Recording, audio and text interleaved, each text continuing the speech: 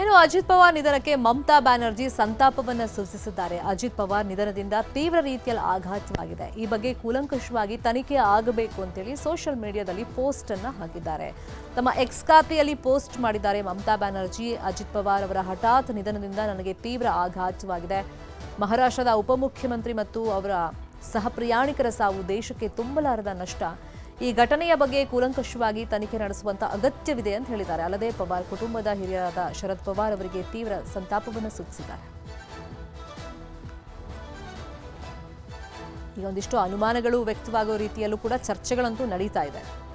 So ಹಾಗಾಗಿ ಮಮತಾ ಬ್ಯಾನರ್ಜಿ ಅವರು ಇಲ್ಲಿ ಘಟನೆ ಬಗ್ಗೆ ಕೂಲಂಕಷವಾಗಿ ತನಿಖೆ ಆಗಬೇಕು ಅನ್ನೋ ಆಗ್ರಹವನ್ನ ಮಾಡ್ತಾ ಪವಾರ್ ಕುಟುಂಬಸ್ಥರಿಗೆ ದುಃಖ ಭರಿಸುವಂತಹ ಶಕ್ತಿ ದೇವರು ಕೊಡಬೇಕು, ಜೊತೆಗೆ ಸಂತಾಪವನ್ನು ಸೂಚಿಸಿದ್ದಾರೆ.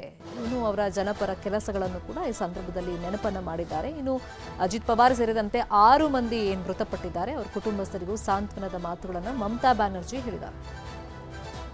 ಇನ್ನು ಮಹಾರಾಷ್ಟ್ರದಲ್ಲಿ 3 ದಿನ ಶೋಕಾಚರಣೆಯನ್ನ ಘೋಷಣೆ ಮಾಡಲಾಗಿದೆ. ಪವಾರ್ ನಿಧನದಿಂದಾಗಿ 3 ದಿನ ಶೋಕಾಚರಣೆಯನ್ನ ಘೋಷಣೆ ಮಾಡಲಾಗಿದೆ. ಮಹಾರಾಷ್ಟ್ರದ ಸಿಎಂ ದೇವೇಂದ್ರ ಫಡ್ನವೀಸ್ ಈ ಘೋಷಣೆಯನ್ನ ಮಾಡಿದ್ದಾರೆ. 3 ದಿನ ಶೋಕಾಚರಣೆ ಅಂತ ಘೋಷಣೆ ಮಾಡಿದ್ದಾರೆ. ಅಂದರೆ ಯಾವುದೇ ಸರ್ಕಾರಿ ಕಾರ್ಯಕ್ರಮಗಳು ನಡೆಯೋದಿಲ್ಲ. ಅಜಿತ್ ಪವಾರ್ ನಿಧನದ ಹಿನ್ನೆಲೆಯಲ್ಲಿ ರಾಜ್ಯದಲ್ಲಿ 3 ದಿನ ಶೋಕಾಚರಣೆ ಘೋಷಣೆಯಾಗಿದೆ. ಇನ್ನು ನಾಯಕರು ಅಲ್ಲಿ ಗಮನಿಸ್ತಾ ಇದ್ದೀವಿ ದುಃಖ ತಪ್ತರಾಗಿರೋದನ್ನು.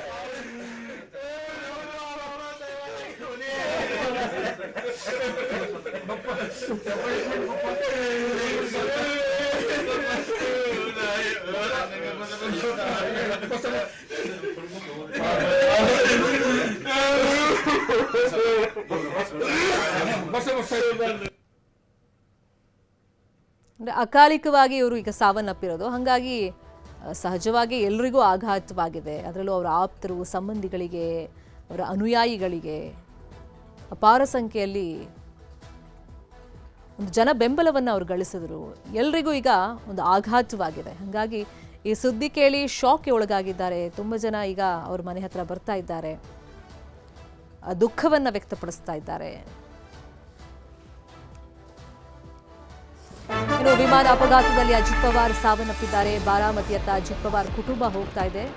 ಅಜಿತ್ ಪವಾರ್ ಪತ್ನಿ, ಪುತ್ರ ಬಾರಾಮತಿಯತ್ತ ಹೋಗ್ತಾ ಇದ್ದಾರೆ. ಸುಪ್ರಿಯಾ ಸುಳೆ ಕೂಡ ಬಾರಾಮತಿ ಪ್ರಯಾಣ ಬೆಳೆಸಿದ್ದಾರೆ. ಆಪ್ತರು, ಸ್ನೇಹಿತರು ಈ ವಿಷಯ ತಿಳಿತಾ ಇದ್ದಂಗೆ ನೇರವಾಗಿ ಬಾರಾಮತಿಗೆ ಪ್ರಯಾಣವನ್ನು ಬೆಳೆಸಿದ್ದಾರೆ. ಪವಾರ್ ಮನೆಗೆ ತೆರಳಿ ತುಂಬ ಜನ ಕುಟುಂಬ ಸದಸ್ಯರಿಗೆ ಸಾಂತ್ವನ ಹೇಳುವ ಪ್ರಯತ್ನ ಮಾಡ್ತಾ ಇದ್ದಾರೆ. ಮುಂಬೈಯಿಂದ ಹೊರಟಿತ್ತು, ಬಾರಾಮತಿ ಹತ್ರ ಲ್ಯಾಂಡಿಂಗ್ ಆಗುವಾಗ ತುರ್ತು ಭೂಸ್ಪರ್ಶ ಮಾಡಕ್ಕೆ ಹೋದಾಗ ದುರಂತ ಸಂಭವಿಸಿರೋದು. ಸುಮಾರು ಒಂದು 250 ಕಿಲೋಮೀಟರ್ ಡಿಸ್ಟೆನ್ಸಲ್ಲಿದೆ ಮುಂಬೈಯಿಂದ ಈ ಪ್ರದೇಶ. ಸೊ ಹಂಗಾಗಿ ಈಗ ತುರ್ತಾಗಿ ಪವಾರ್ ಫ್ಯಾಮಿಲಿ ಮೆಂಬರ್ಸು ಮತ್ತು ಆಪ್ತರು ಹೊರಟಿದ್ದಾರೆ, ಬಾರಾಮತಿಗೆ ಹೊರಟಿದ್ದಾರೆ. ಇನ್ನು ಕೆಲವರು ನೇರವಾಗಿ ಅವ್ರ ಮನೆಗೆ ಬರ್ತಾ ಇದ್ದಾರೆ. ಅಲ್ಲಿರುವಂಥ ಕುಟುಂಬಸ್ಥರಿಗೆ ಸಾಂತ್ವನದ ಮಾತುಗಳನ್ನು ಹೇಳ್ತಾ ಇದ್ದಾರೆ. ಯಾರೂ ನಿರೀಕ್ಷೆ ಮಾಡಿರಲಿಲ್ಲ ಇಂಥದ್ದೊಂದು ಸಾವು ಹಿಂಗಾಗುತ್ತೆ ಅಂಥೇಳಿ. ನಿಜಕ್ಕೂ ಆಘಾತಕಾರಿಯಾದಂಥ ವಿಷಯ ರಾಜಕೀಯ ವಲಯದಲ್ಲಿ. ಹಾಗಾಗಿ ಅವರ ಸಂಬಂಧಿಗಳು, ಅನುಯಾಯಿಗಳು, ಅವರ ಬೆಂಬಲಿಗರು ಬರ್ತಾ ಇದ್ದಾರೆ.